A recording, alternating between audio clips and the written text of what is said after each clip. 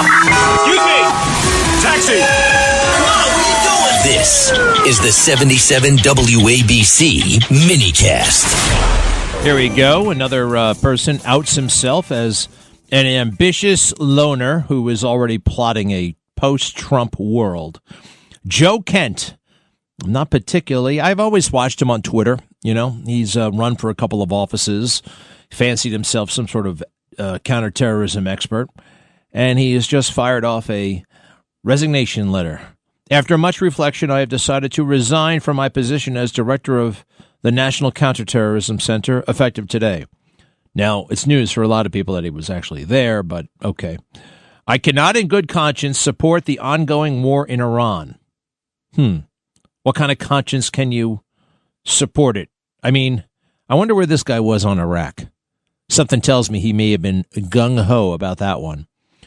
He writes, Iran posed no imminent threat to our nation. How do you know that? How do you know that? I mean, by 5 years ago, I read that they were months from getting a weapon. They could have it. They could have had it, I mean, in minutes. And it's clear that we started this war due to pressure from Israel and its powerful American lobby. It has been an honor serving under POTUS and D&I Gabbard and leading the professionals at NCTC. And now that terrorism is breaking out all over the place, you decide to pack it in on moral grounds, whatever. I find this disgusting. I find him to be another out for himself punk. He cannot in good conscience. What kind of wars can he support in good conscience? I'd like to know. I got to find out where he was on Iraq, right? Because this guy strikes me as somebody with ambition. Now, maybe he was 19 years old back then. I don't know. Well, 19 is old enough to go fight for your country. And I see all these things on podcasts and X, the Israel lobby. The Israel lobby. I don't even think they need much of a lobby, to be honest. Israel is our precious ally. There must be an Israel. There must, okay? And if you disagree with me, you can look it up in the Bible. I mean, for frickin' out loud. Joseph Kent. What a jerk. Go pound sand. I wonder what the hell I wonder what his next gig is going to be. I don't care. This war is almost over, and it's the most righteous war of my lifetime. This is it. This is what you do. This is what you do with the state-of-the-art military. It's not elective. It is preemptive, but it's also finishing a lot of crazy business. You know, these Iranians are crazy. They're absolutely crazy.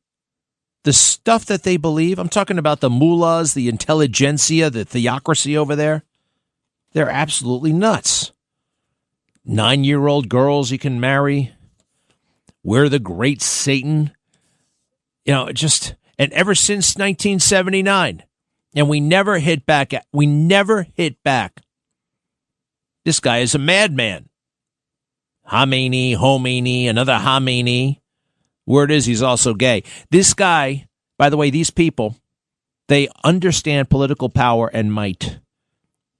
They knew they had a weak person in Biden. They had a weak person in Obama, a weak person in Clinton, on and on and on, all the way back to Jimmy Carter.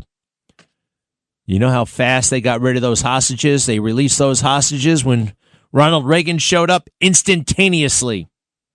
Cut 8, please. Cut 8. History Channel feature on Ayatollah Ruhollah Khomeini. The time had come to reevaluate the hostage crisis as well. President Carter had frozen billions of dollars worth of Iranian assets. Now that money was desperately needed for weapons. There were also other issues to consider. The Ayatollah felt that although he had easily defeated Jimmy Carter, Ronald Reagan could prove to be a tougher opponent. Pretty amazing. They were not going to screw around with Ronald Reagan. They're not going to screw around with President Trump. The people over there, they want a deal. That foreign minister guy, keep your eye on him, Aragashi.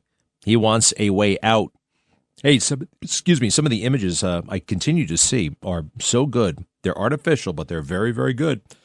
A couple of months ago, artificial intelligence, I could tell. I could tell what was fake, what was real.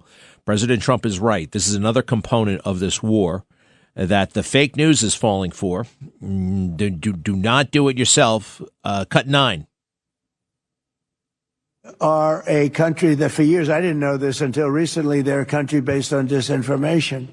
And now they're using disinformation plus AI. They showed all sorts of things happening in the last 2 weeks that never happened.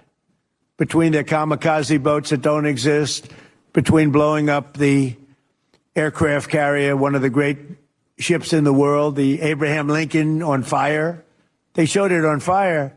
I called the general. I said, General, what's with the Abraham Lincoln? It looks like it's burning down. No, it's not burning down. Not a bullet was ever fired at it, sir. They know better.